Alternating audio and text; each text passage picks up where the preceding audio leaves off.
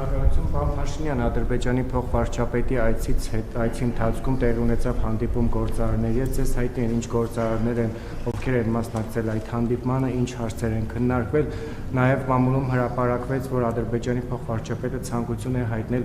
գնալ իր հայրենի գյուղ, արդյոք գնացել է, ձեզ հայտնի է դա, եւ եթե ոչ, հնարավոր է հայկական կողմը աջակցի նրան այդ հարցում, սա որպես առաջին հարց եւ երկրորդ հարցը տեսեք, երբ ընդդիմադիրների վերաբերյալ գաղտնալսումների ձայնագրություններ են հրապարակվում, նրանք ասում են, որ բա ինչի իշխանության ներկայացուցիչներին չեն գաղտնալսում, արդյոք գաղտնալսում են օրենքի հետ կապված խնդիր չկա, թե այնուամենայնիվ չեն գաղտնալսում եւ այդ գաղտնալսումը իրականացվում է բացառապես ընդդիմադիրներին ճնշելու, ընդդիմադիրների շուրջ տեղի ունեցող զարգացումները բացահայտելու համար եւ որպես դրա շարունակություն երեք Սամվել Կարապետյանը հարցազրույց էր տվել մի շարք հեռուստաընկերությունների, հայտարարեց, որ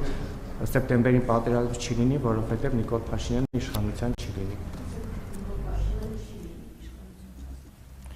Ես նոր ասացի, պետք է հասկանալ, որ կալուգացիա օլիգարխը ինքը հասկանում է ինչ է խոսում, ես վստահ չեմ դրանում, գրեթե վստահ եմ, որ չի հասկանում ինչ է խոսում։ Հաջորդ հարցը գործարարների խմբի մասին, այո, գիտեմ ովքեր են, բայց եթե իրանք հարկ կհամարեն, իրանք կհրապարակեն։ Ես դա այդ թվում ձեզ հայտնի պատճառներով մարդկանց բուլինգի որոշ լուսանցքային խմբակների կողմից չի ենթարկելու համար, եթե չի հրապարակվել, ուրեմն չի հրապարակվել։ Ինչ վերաբերում է պարոն Մուստաֆաևի ծննդավայր այցելելու հետ կապված, նման հարց չի քննարկվել, ես տեղյակ չեմ եւ չի այցելել, բնականաբար աշխատանքի ավարտից հետո պատվիրակությամբ վերադարձնել են։ Ինչ վերաբերում է գաղտնալսումներին, ես չեմ կարող ասել գաղտնալսումների շրջանակը ինչպիսին է, բայց ակնհայտ դուք գիտեք, որ իշխանության ներկայացուցիչներն էլ են գաղտնալսում եւ ասենք օրինակ Հովիկ Աղազարյանի դեպքը ոնց բացահայտվեց, այլ բան, որ այդ գաղտնալսման եւ քրեական հետապնդումից հետո արդեն դառնում են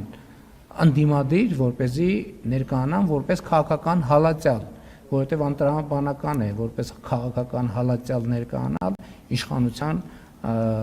կազմում լինելու պարագայում։ Ով է ասում, մենք բան ունենք,